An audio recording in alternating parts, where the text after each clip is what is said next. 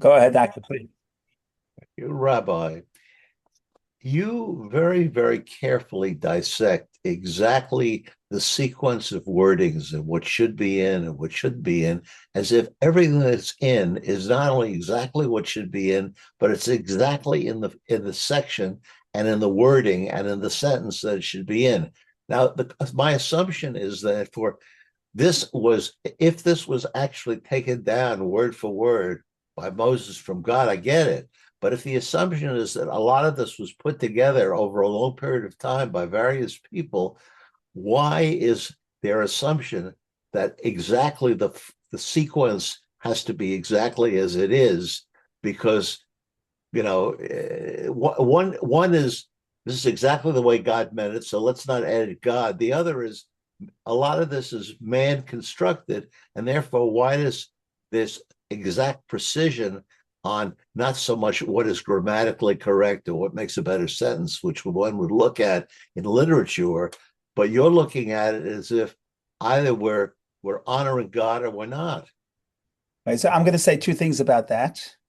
First of all, thank you for asking the question. It's a very important question because it's general. You're right that it addresses that whole attitude, the way we study the Torah. So I'm going to address that question. I'm going to say 2 points. The traditional belief is that the Torah was not put together by various people. It was put together by one person, namely Moses.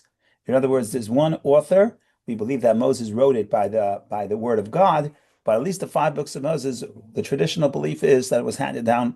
Moses wrote it. When exactly he wrote it, throughout his lifetime, the last day of his life, his 2 opinions. The point is Moses. So that's just the traditional comment that one person wrote it, Moses. He's a prophet, so we believe it's the word of God, not the entire Bible. The entire Bible is written by different authors, but the 5 books of Moses were written by Moses. But what I would say is like this: let's assume that Moses or God is at least, let's give him credit, at least as a grade school grammar teacher. In other words, if I would submit these two parshas to my eighth grade teacher, my teacher would say, "Whoa, whoa, whoa! Why is this portion doing here belong to last week's portion?" We need some level of consistency. So, in other words, the point is, even it was written by God, but we assume that there's a reason for the placement of the specific portions. And like I said, if my grade school grammar teacher or literature teacher would say, "Sorry, with all due respect, I would move this subject and move it there," then I have to explain why the Torah does not. Because the Torah was written for people, and it was written for to make sense to us. And it's supposed to be organized to some level. And if it's not, it has to be explained. Does that make sense? Mm-hmm. I'm, I'm, I'm, In other I'm, words, in I'm other words, let's grasping say the. Moses was at least as good as an author, at least as good as a literature guy as my eighth grade teacher. No, no, not less. Maybe more, but not less. Let's give him credit for that. Okay.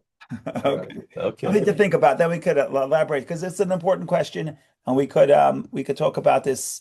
This is the style of the Torah, etc. So we could talk about this anytime. Anytime you want to add or elaborate, you could bring it up. Wonderful. Okay, let's talk. Let's go to the parsha in a nutshell, and let's talk about the general ideas of the parsha. And then we can whoops, and then we could try to get to the specifics. Here we go.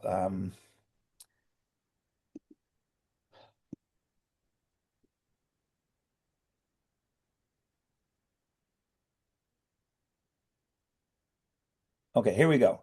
The name of the parsha Titzaveh means um, command and is found in Exodus chapter 27, 20. God tells Moses to receive from the children of Israel pure olive oil to feed the everlasting flame of the menorah, which Aaron is to kindle each day from evening till morning. There's a statement called Ner Tamid, the everlasting candle or everlasting flame. Many shuls, especially Ashkenazic shuls, actually have a candle, or nowadays they have a light bulb in the front of the shul that represents the eternal flame, and it's supposed to commemorate this idea that in the temple there was an everlasting flame. You can talk about that. There's different opinions. Was it what it was, what it wasn't? But that's the opening statement to the parsha. Reiteration of the idea. We mentioned the menorah again, even though we talked about the menorah last week, and we talk about the idea to bring oil to light the menorah. Okay. The priestly garments are to be worn by the Kohanim priests while serving in the sanctuary, are described. So in other words, the priestly garments are described. All Kohanim wore the ketonet, which is a full-length linen tunic, Michnasayim, which is linen breeches, linen pants, Mitznefet or Migbat, a linen turban, Avnate, a long sash round above the waist. In addition, the Kohen Gadol, the high priest, wore, number 5, the ephod, an apron-like garment made of blue, purple, and red-dyed wool, linen, and gold threads. The choshen, a breastplate containing 12 precious stones inscribed with the names of the 12 tribes of Israel. The me'il, a cloak of blue wool with gold bells and decorated pomegranates, and its hem. And the tzitz, a golden plate worn on the forehead, bearing the inscription, Holy to God. So we describe the 8 garments of the high priest, and included in that some of those, the 4 for the regular priest. Tetzava also includes God's detailed instructions for the 7-day initiation of Aaron and his 4 sons, Nadav and Avihu, Elazar and Itamar, into the priesthood, and for the making of the golden altar on which the Ktoret incense was burnt. And that's what I alluded to, is that all the other vessels, all the other parts of the furniture of the temple were discussed last week. And now, after we talk about the priests and after we talk about everything else, now it's almost like an afterthought. Maybe it's not an afterthought. It's, oh, we forgot. We have to build the altar, which is for the Ktoret, which is for the incense. So we can talk about why that is, but we want to, these are the big ideas. Now we can start talking about the specifics. If anybody has any comments or questions, please share. Otherwise, we will begin to jump right in.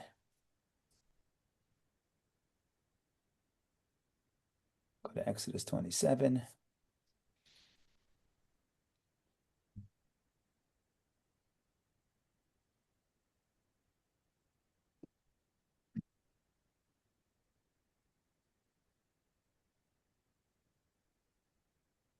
Okay, so the first thing we want to talk about is, again, we're talking about the Mishkan, the tabernacle, but it's not just something that was done in the past in Jewish history, but the premise is that everything we talk about in the Torah it has to be relevant, at least in a spiritual way or in a figurative way in our life. So if you want to generalize and you want to talk about what is the difference between last week's Parsha and this week's Parsha, and in human life, in human psyche, there's basically 2 modes, not more than 2 modes, but there's 2 general modes. Some people like consistency. Some people, when there's a snow day, it makes them very upset because they have their schedule, they like to stick to their schedule, and they don't like any change. I have an uncle who's a workaholic. He loves to work, and he doesn't have to work to earn money. He's got plenty, God bless him. He has plenty of money, but he likes to work. So the day before Hurricane Sandy, he went out and he rented a truck so he can go to work the way he does every single morning at 5 a.m. so he can drive to work. No one else is working, but he has to work. Some people like consistency. Other people love the snow days. They like something that's new, something that's exciting, something that breaks the regular schedule, and that's where they get inspired.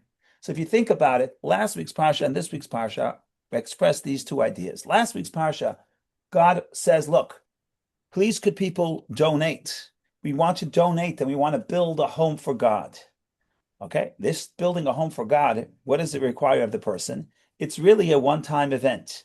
So one time you have to donate whatever you're donating, a little bit of money, a little bit of gold, silver, copper, linen, wool, whatever you're donating. You're excited. There's something new. There's an excitement. There's a project. So everybody runs to donate. And in fact, you'll read later, in 2 weeks from now, you read how people were so excited to donate that Moses had to say, okay, stop. We're stopping the campaign. There's too much money. There's too many goods. We have nowhere to store it. Enough. Everyone stop donating. But the point is, that's a one-time event. What do we see in this week's Parsha? This week's Parsha, it's about the priests. What do the priests represent? The priest represents the service that's going to be performed in the temple on a daily basis. And one of the first words in the Parsha that we read, it was even made it onto the nutshell, is Tamid, Ner Tamid, eternal light. And we can talk about what eternal means, but at least usually eternal means consistent, right? When you say always, you don't mean it's doing always. If you say I always eat breakfast, it doesn't mean you're eating breakfast every single moment of the day. It means every day you eat breakfast. I always go to the gym. It means every day. Rashi says that explicitly. If you do something every day, it's called always. And that's the opening statement of the parsha, to bring the oil, to let the menorah light tamid always. And if you think about it, you count the word, people say, I never counted it myself, but now they have technology, they can count. They say the word tamid, the word always, appears 7 times in the parsha. And people think that when something appears 7 times, its point is, this is an important point. In other words, last week's parsha is, can you create an excitement? Can you dedicate yourself to something, a one-time event? Which, for most people, the fact that it's a one-time event, okay, you have to be inspired and you have to be excited, but it's a one-time event. Then the question is, could you take that passion and bring it into every single day? And every day do a smaller act. It's not a big deal. We're not creating a new temple. We're not creating a new model. We're not doing anything extraordinary. But if could you produce this level of commitment on a daily basis? And that's a much harder concept. And that's what the priest represents. We could talk about the priest and the garments. That's a much, much more difficult concept for most people. And the idea is a relationship has to have both, right? Relationship with God, but also relationship with people. There are some people that are very good. When it comes to the anniversary, they're the best partner. They'll take you to the best restaurant. They'll take you to the best location. They'll do the best honeymoon. They'll do the best extraordinary activities. And other people, but they're not good on a daily basis. On a daily basis, to show up on time, to help out in the home, et cetera, that they're not so good. Then there are other people who are very good on the consistent part of the relationship. You can rely on me that I'm always going to do this. I'll take out the garbage, whatever I'm going to do. But it's our anniversary. We have to do something exciting. I'm not that type. Now, either of those models are problematic because the human nature is that you have to renew yourself. Sometimes you have to do something and shake the routine, because routine is also, too much routine is also a problem. So if you think about it, last week's parsha and this week's parsha is highlighting these 2 points. Last week's parsha, the point is donation. Get excited. The opening statement to the parsha, Me'et kol ish asher yidvenu libo, from anyone whose heart inspires him to donate. Inspiration, love, passion, that's wonderful. But love and passion, they're not going to get you through every single day, because every single day, the level of love and passion don't stay the same. For that, you need commitment. I always say, even if you love your job, if you only go to work the days that you're in love with the job, you will be fired, unless you're the boss. You'll be fired. Why? Because you cannot be inspired to donate every single day in the same way. That's not the way passion works. So there's the concept of commitment. Show up every day. Show up on time. Okay, you are excited, you're not excited, that's less important. Go and do your thing, do your routine. Or in the language of modern psychology is, don't wait for inspiration. Inspiration is overestimated. Create good habits, because habits is what changes people, right? You say, I'm inspired to change my life. I'm going to make a New Year's resolution. Okay, everyone makes a New Year's resolution. Who actually changes? Not the people who create the best resolutions or are even inspired to make the best resolutions. The people who actually change are the people who incorporate new habits. And that's what this parsha is about, the idea of every single day, the service, and the people who are going to do the service. Now, figuratively, we're each a priest. If you think about this for a second, we'll elaborate upon this in a second, but everybody is a priest, and everybody has this element of the way we're supposed to serve God in the temple on a daily basis. And that daily basis, that consistency, is what makes the relationship profound. Not to take away from the passion and the excitement and the idea that once in a while, a holiday or whatever, or an anniversary, you have to jazz things up and you have to create change and you have to get excited. But both of those elements are important, the excitement and the novelty, but also the consistency.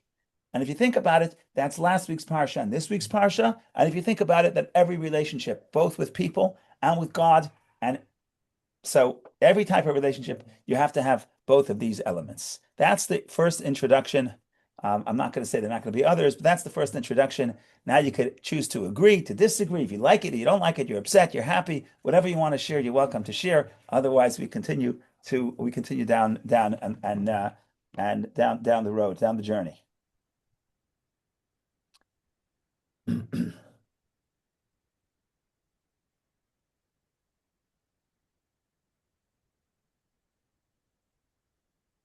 Okay, now the next thing I just want to say before we talk about this, not to think priests represent some sort of some priests could seem exotic. We're not priests. Most of us are not priests, and we're certainly not serving in the temple. But if you think about this, the idea of a priest is different in the Jewish faith and many other faiths. Many other faiths, you say there's a class of people that are more spiritual, more holy. and they sort of represent the people before God. But Judaism doesn't believe in that concept of a priest. We call it a Kohen, but that's not what we believe in. Where do I see this? Where do you see this? It's very, very clear that before the giving of the Torah, God tells Moshe to convey to the Jewish people, "Va'atem tiyu li mamlechet kohanim v'goy kadosh." You will be for me, meaning the collective Jewish people, the entire people will be a kingdom of priests and a goy kadosh, a holy nation.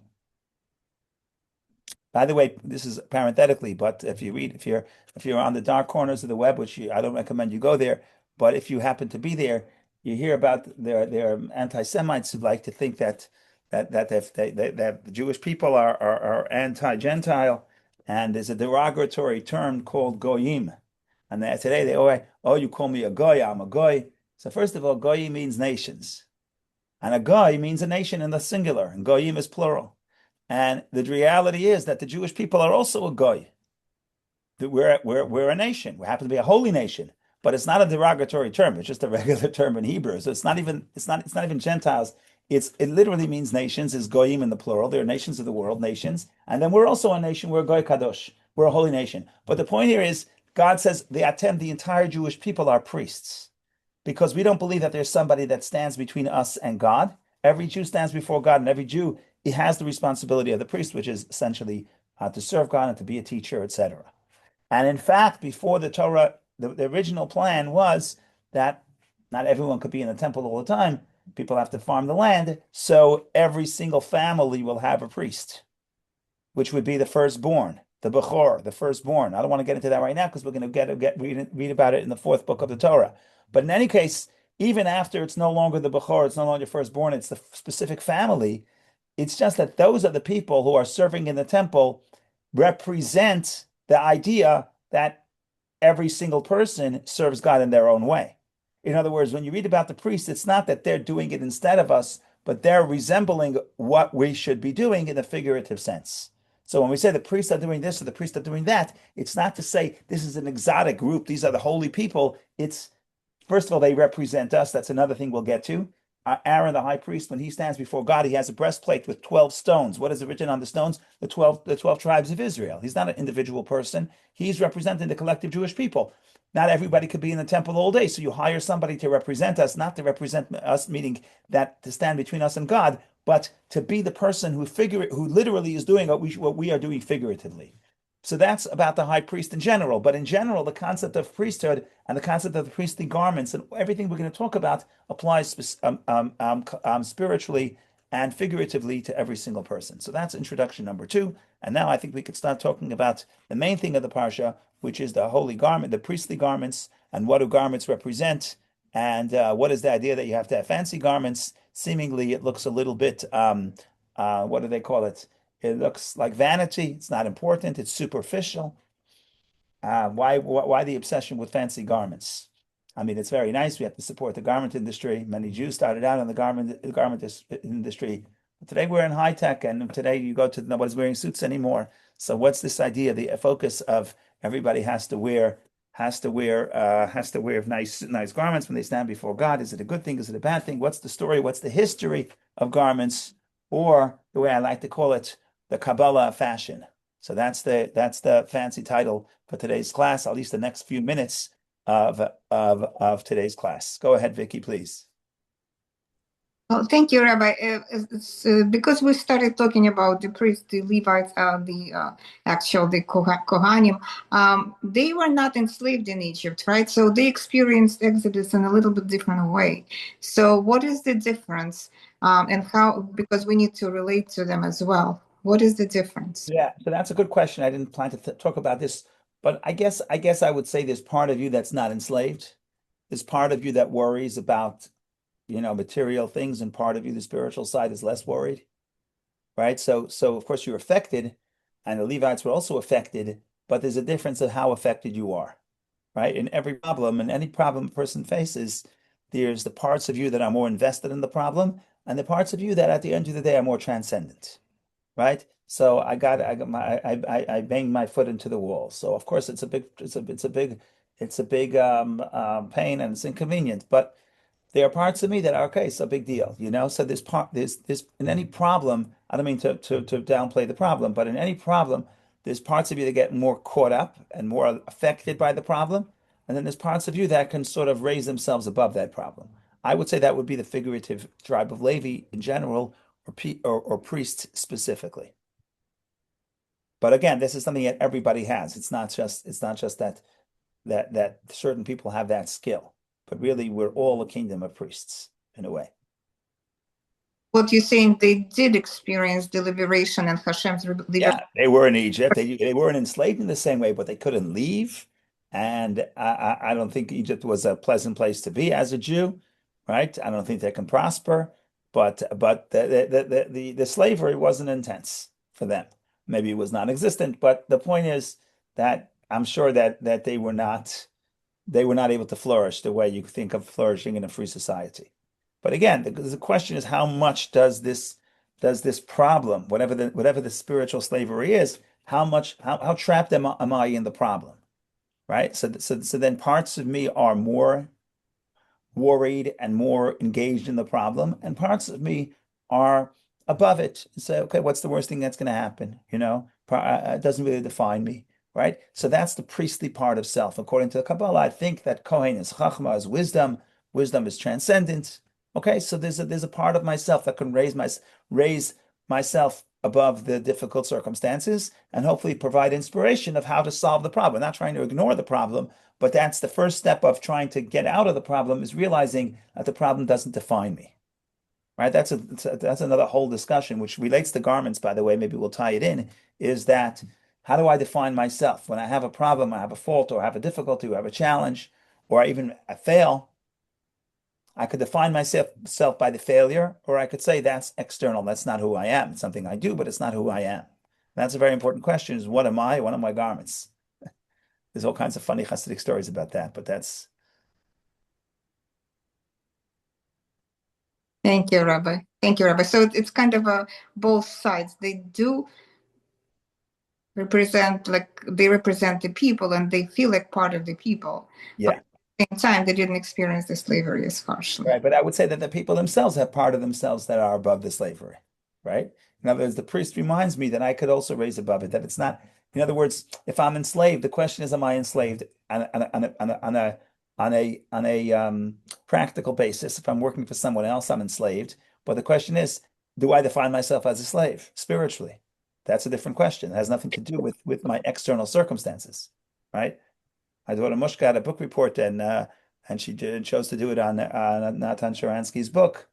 I forget what it's called, but there in the book he talks about the fact that he had a sense of humor and he would make fun of the Soviet government or whatever, and he would laugh.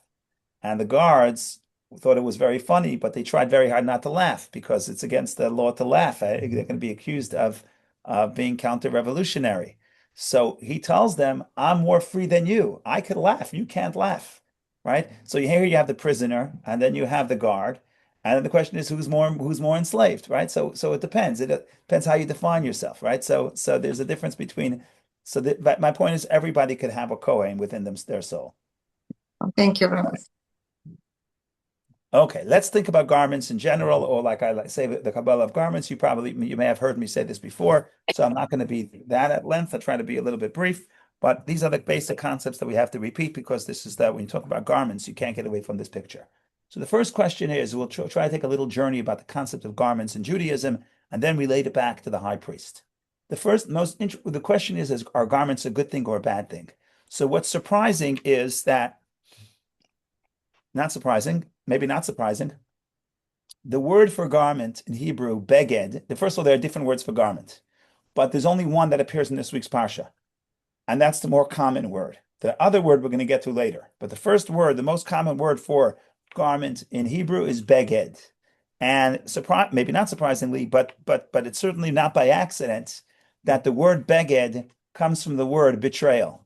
To betray is, even in modern Hebrew, is begida, a betrayal. Bagad is someone who betrays.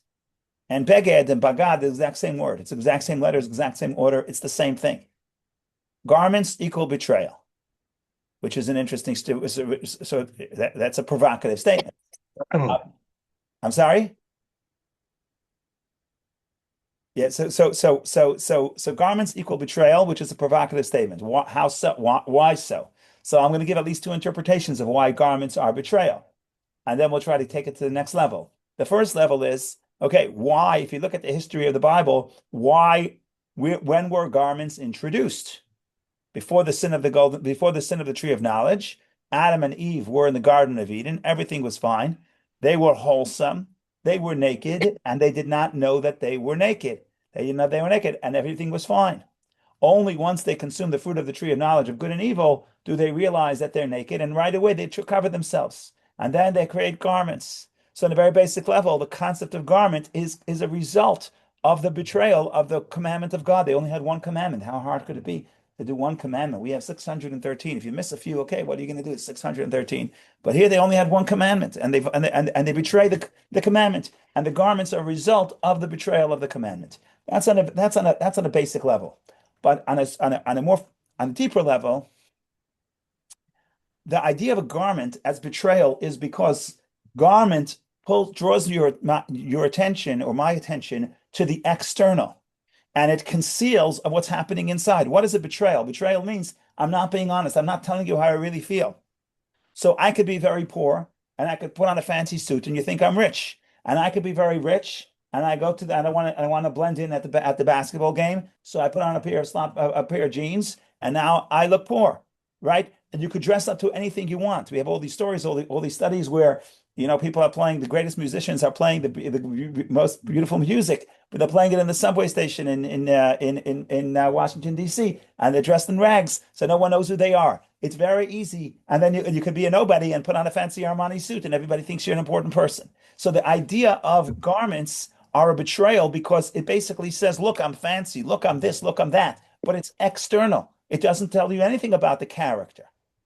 So that is the step number one. Step number one is that garments are a betrayal because it draws the attention and the focus and tells an external story that hides what happens on the inside.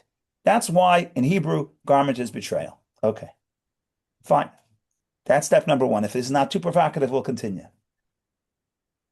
Now the question is that all bad? Is it bad that we're in the business, that we have a multi-billion-dollar industry of garments, which is betrayal? Is the garment industry something negative if it's all betrayal? And the answer is going to be no, of course not. Betrayal is very good. Why is that? Because if you think about it, let me move back a second. Let me back before we go here. I missed a step. So excited to get to the end, I missed a step.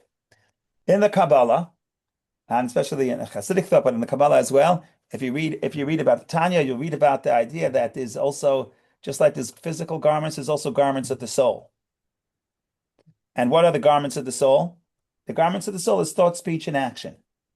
So in other words, if I do a kind act, if I speak words of kindness, and even if I think thoughts of kindness, that's a garment. Why is it a garment? What is the idea of a garment? A garment is, it's not who I am. I can come home, take my suit off, and put on something else. It's not who I am. It's external. So what I think about and what I talk about and what I do is a suit. It's a garment. It's a dress. It's not who I am. I could take it off, put it back on. In other words, I could be very cruel and I could do an act of kindness, or I could say kind words and everyone thinks I'm kind. Am I kind? No, I have kind garments.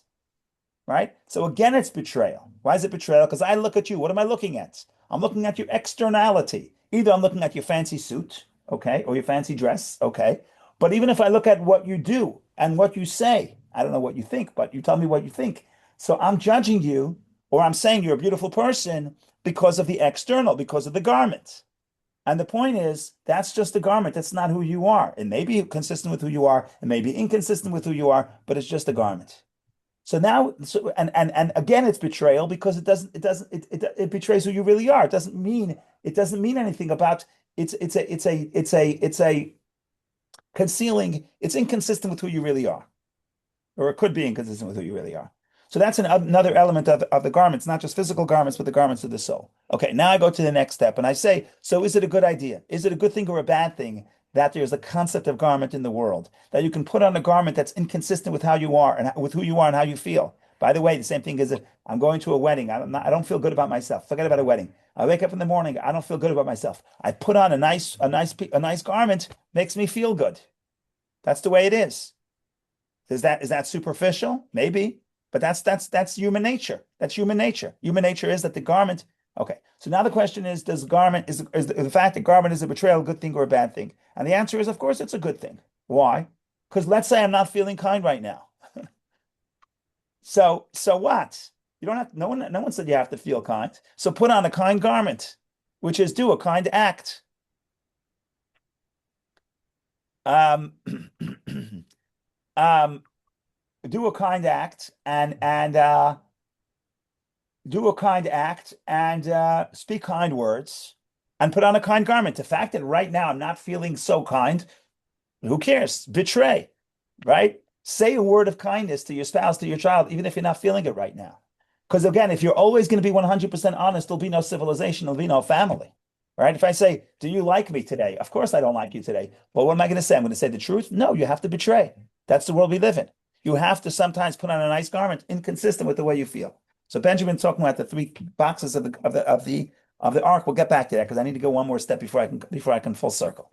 Okay, so what am I saying? I'm saying that there's the concept that the betrayal is actually a positive because even if I'm not feeling right now holy or spiritual or kind or enlightened, nobody's stopping me. I always have the full control to do an act of kindness, speak a word of kindness, and even think about act of kindness. Right? If I don't feel good, I could tell myself, speak to myself, think thoughts. Oh, I'm a great guy. That's not the way I feel. Who cares? Say it, do it, put on a nice suit. That's step number 2.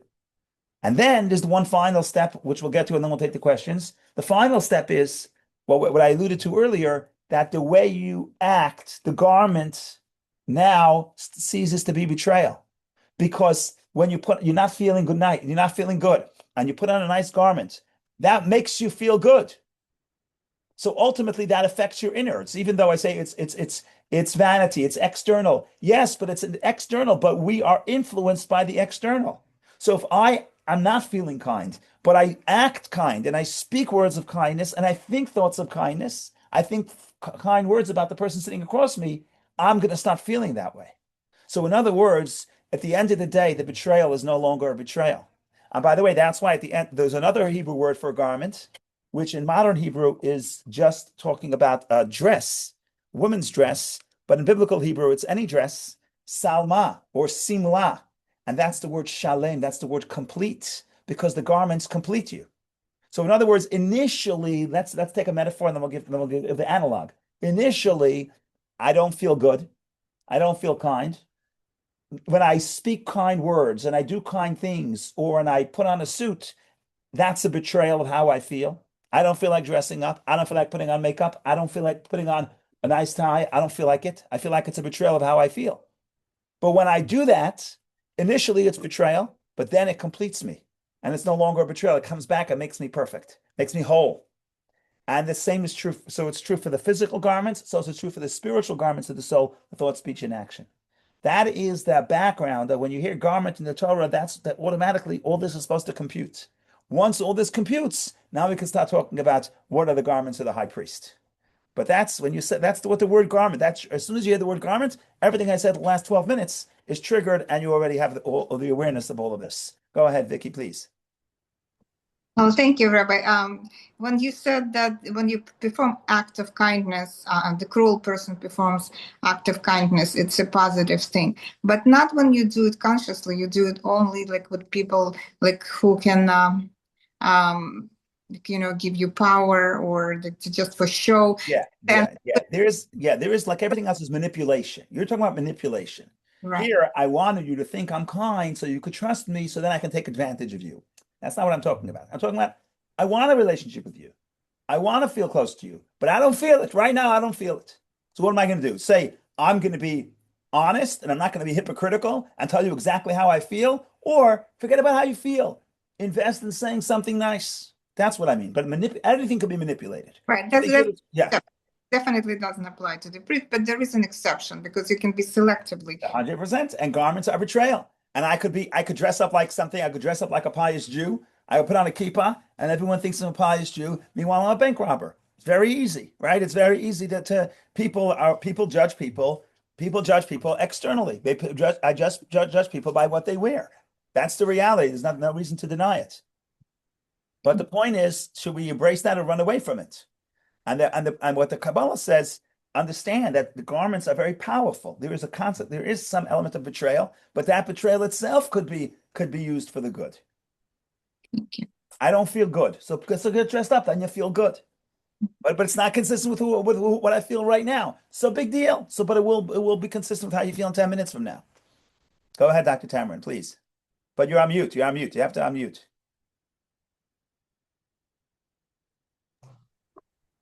Now, Yeah. now we hear you. Yeah, go ahead. Yeah.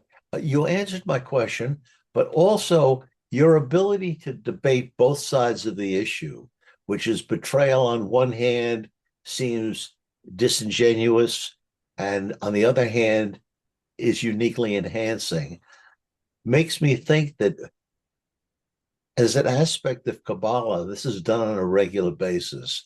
And what it then led me to think is that in a way, Kabbalah is an outstanding preparation for being a lawyer, where you can actually argue both sides of an issue very effectively. What's your thought about that? Yes, I would agree. I would agree, and it's true about the Kabbalah, but it's also maybe just as true, if not more true, about the Talmud, because Talmud is always about the debates, and every page has multiple debates, and there isn't an issue that is not debated. So to really study is to really see, and the Talmud's perspective is not necessarily, don't think of it as right and wrong, because we say both opinions have merit. Practically, you have to choose one. So you have to choose what to follow, correct. But even the quote unquote the wrong opinion also has validity, because it also has a logic. And it also will lead you to a specific result that may be in some ways beneficial. But so it's not a question so much of is something good or bad. It's almost a question of where to be used this idea in the right way. But yes, I agree that is almost, in this world, there's almost nothing that is absolute good and absolute bad. Almost everything is a little bit more complex, and almost everything is, it depends how you use it. It depends in what form it's used, etc. So yes, I agree. Okay, now if we want to circle back to the high priest and say, what is this business that the Torah is telling you that the high priest has to have beautiful garments? Or the Torah calls it lechavod u'letiferet, for honor and for beauty.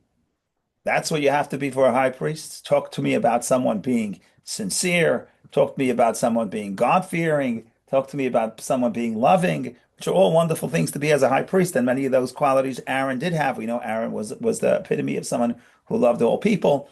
But it seems to be that the Torah is focusing on externality. So till now we're talking about the beauty of the temple, the gold, the silver temple. Okay, it honors God. But here you're making garments for the person. The person should be so beautiful. So one way to think about this, consistent with what we've been saying about the garment, is yes. In other words, the focus should be, even if I'm not feeling spiritual right now, and not feeling that I'm in the proper position to pray or to study Torah or to serve God, I'm not feeling wholesome right now. The point is, you don't have to feel wholesome. Inside, I could feel torn. Inside, I could feel challenged. I could feel tension. That's not the requirement to be a priest. To be a priest is to put on a beautiful garment. And to put on a beautiful garment is to focus on the externality, to focus on the thought, on the speech, and the action, and do beautiful thoughts, and say beautiful things, and do beautiful things. And when you would do that, that's the requirement. And when you do that, hopefully that comes back to the person, and that brings the person closer to, closer to, I'm not saying complete, because nobody is complete, but it brings the person closer to the wholesome state, which is the state that we should be when we serve God. So everything we're saying here, all the specific details, and we're going to go into some of those details of what does this garment represent and what does that garment represent. But so that's specifics. But the general idea is, do not say that because I don't feel wholesome inside, I cannot be a priest. I can't serve God. I can't do something good in the world. No, that's not the requirement is not anything internal. The requirement is external. Put on a beautiful garment, which is again thought, speech, and action. And that's relatively easy to master, or at least to control, right? I can't control how I feel at any given moment, but I could control, much easier for me to control how I choose to speak and even how I choose to think, because I could choose what thoughts to focus on. And that would be beautiful garments, and that's what it takes to be a priest, to serve God. So that's a general concept of, if you talk about what the garments represent, and the specific purpose of focusing on garments. And now we could start talking about specific details of the garments of the high priest, and think about what they represent in general and what they represent in our life. But that, again, that is details. The general idea is that to come close to God, the focus is on the garments. And even if right now I feel like it's a betrayal, like I say, Rabbi, I don't want to do this because I feel like I'm being hypocritical. Okay, there's no commandment in the Torah not to be hypocritical. There's no such commandment, right? How could I do this mitzvah if yesterday I didn't do it, or tomorrow I'm not going to do it? Don't worry. Don't worry about the inside. Worry about the outside. Worry about putting on a nice garment. Tomorrow I'm going to take the garment off. Okay, you'll take it off tomorrow. And that's the attitude of what it means to come close to God and what it means to be a priest. Go ahead, Ben, please. I guess when I was thinking about the ark, I was thinking about how the innermost part of the ark is our soul, and the outer, and then even if we're feeling like crap in the middle and everything is rotting, that the wood is rotting, and all, there's still the outer layer of gold, that's what the rest of the world sees without knowing about what's going on in the middle, I guess. Right. And that's why I waited to the end, because I wanted to say that ultimately the outer layer reflects the inner layer, because there's wood and there's gold on the outside and gold on the inside. So if you focus on the beautiful outside, and it's a betrayal because you say it's not the way I feel, but deep down that goodness is you'll tap into the deeper goodness, which is the gold on the inside. So that's really beautiful. I think how ultimately the external is reflective of the internal. Okay, that's a little bit about the garments in general. I think we should look at the pictures and think about at least the general, probably the most famous of the garments of the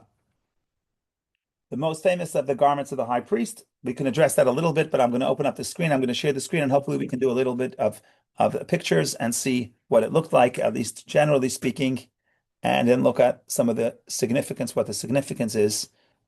So maybe I can get my act together here.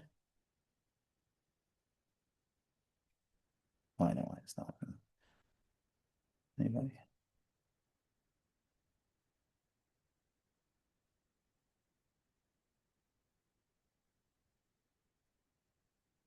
Okay, give me just one moment. That we'll try to.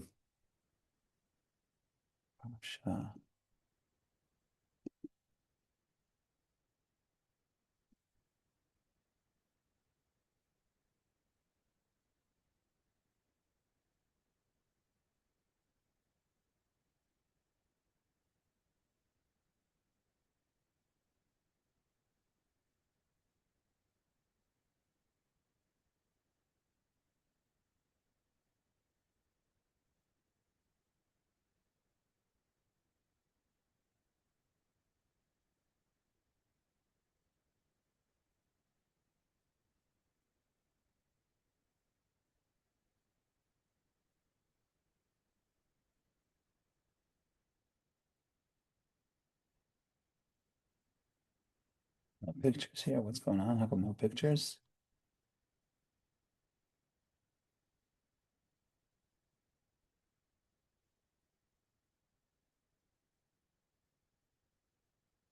Oh, okay.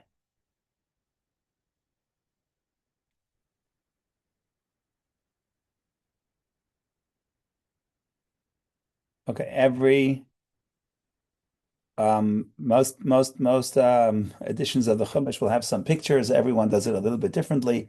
So I'm just picking out one, but it could be other pictures. And the first thing we read about, what's the first okay, the first garment that we read about is I guess the external one, the one you see right away, and it's ephod, which is an apron. And the point is that the apron it was two separate garments that were connected. That too has significance. It was connected to the choshe and the breastplate. And here it's telling you how it's made. There's different threads of different colors, and each one is threaded together. You end up with something, an apron that looks something like this, goes from the weights to the floor. And then this is the back. This is how it looks in the front. This is how it looks in the back. And on top, there were two stones, and each stone had names of 6 of the tribes of Israel. And then you get to the more famous one, which is these are the two stones that are on top of the apron, the belts that come out of the apron. And then you get to the breastplate. The breastplate is basically a plate that they would put God's name in the center, and then they put on the 12 stones on the outside. And then this is how it looks when the apron is connected to the breastplate. This goes over the shoulders. You end up with two places where the high priest has all the names of Israel inscribed on the 12 stones of the breastplate and on the 2 stones on the shoulder. That too has significance, and we can talk about that. Let's see what happens at the end. And the different garments, and they have the bells on. Okay, these are all different garments. We can't talk about everything, but ultimately, this is the rendition. Here you see the high priest from the front and from the back. It's a little bit more colorful because the gray area is really turquoise blue, and the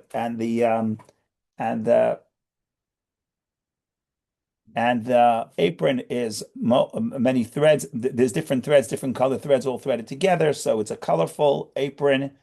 But they didn't get into the colors in this one. But this is the general idea. And this is the high priest. This is how the high priest did the service, and this is how the regular priest did the service. Okay, there's a lot to talk about. Literally, you could talk about the details of every single specific details. There's a lot to talk about, but I want to say one or two general things, and then say the rest for the future, sometime in the future. Go ahead, Dr. Tamarin, please. Rabbi, what is the Hebrew word for priest? Because I struggle with this because in Christianity they refer to the priest, of course. In Judaism, what's the Hebrew word for priest? So the Hebrew word is kohen. A kohen. Now, kohen really means a servant. That's what I don't know what the priest means. I don't know what the etymology of priest. We could check it up. Sir. Okay. So basically, he should be called the high servant. Correct. Okay. Thank you. All right. Let me see. What's the etymology of priest?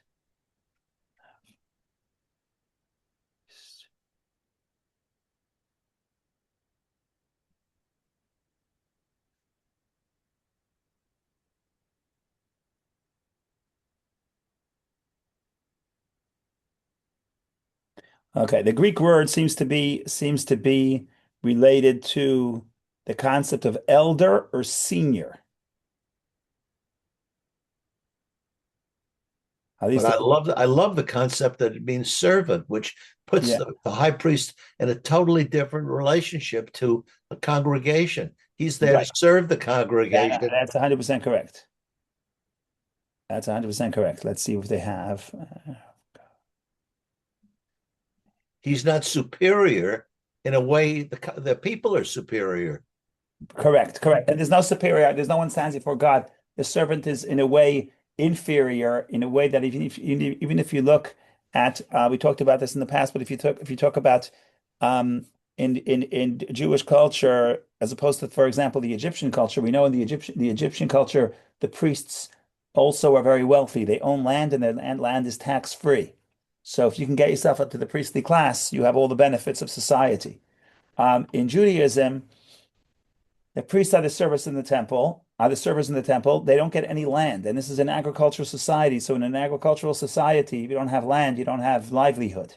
So they have to sustain themselves by gifts given to them by the Israelites. And it's not like a tax. It's not like I could say I can force a specific Israelite to give this priest food. If you're a priest and you're not providing a service to the community, you may go hungry.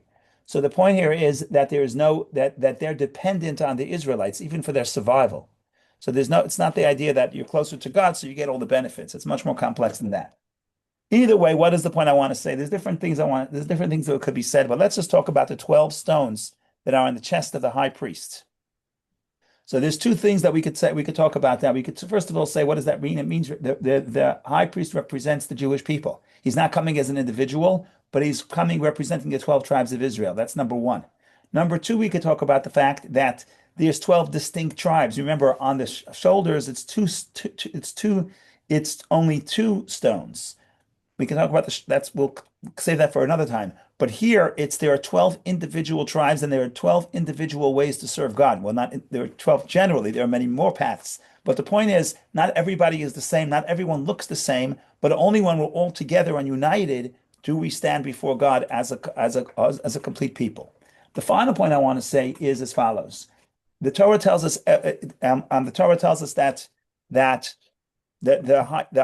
the high priest has these stones on his breastplate, and it's called Urim Vitumim.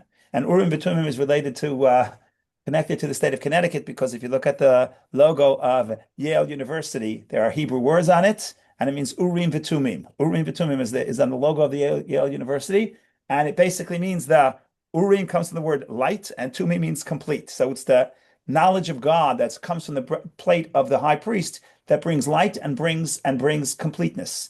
But it really, you'll see later in the Torah talks about this, that if the king it's basically a form of prophecy. When the king wasn't sure what to do, they would go to the high priest and ask a question.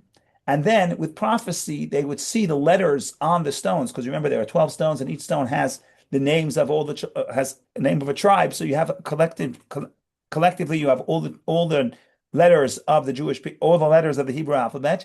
And when the king would look, or the person questioning would come and look at the breastplate, they would see through prophecy, or in other words, in their imagination, they would see letters light up, and that's how they would know what to do. It's a form of prophecy, and the Torah talks about this later also in the book of Judges, that it was a common practice. There's basically, what I'm trying to say is like this. There's two ways the way God communicates with the Jewish people. There's Moshe and Aaron. And everyone knows the role of Moshe. Moshe is the role of the person who is bringing to us the word of God. So Moshe is like top down. He descends from the mountain and he tells us the word of God. Aaron is Moshe's brother. He's the priest. What does he represent? He represents elevating the people. But elevating the people, part of elevating the people is, if you want to listen to the voice of God, you have to have the intuition to listen to what the people intuit. What do the people feel?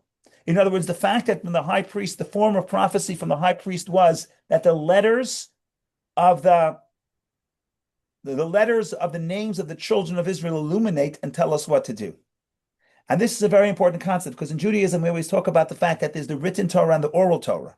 And the written Torah is the way that God gives us the information and the knowledge that we accept, of course. But then the application, and Dr. Tamron talked about the Talmud and the debates, the application is, how do the people understand it and how do the people apply it? That's the wisdom, that's the prophecy that comes from the people. And that's what the high priest represents. And even the knowledge that comes through the letters of the names of the individual tribes.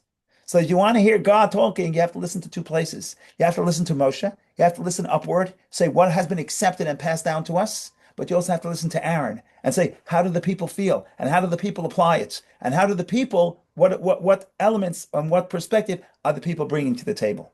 And when you have both of those, you have a wholesome relationship. So that's the story in short. A lot more to say, but we'll stop here for today. Thank you all for joining. Have a wonderful day. Stay warm, stay safe.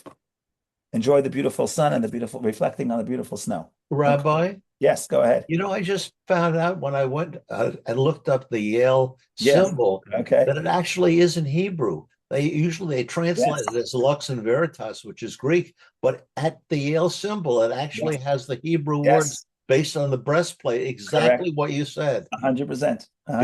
Because the Puritans who founded Yale actually were deeply knowledgeable about Hebrew. 100%. Isn't that beautiful?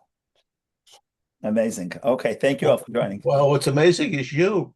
I'm just saying what the book says. I'm not making anything up. Nothing I said here has made that I make up.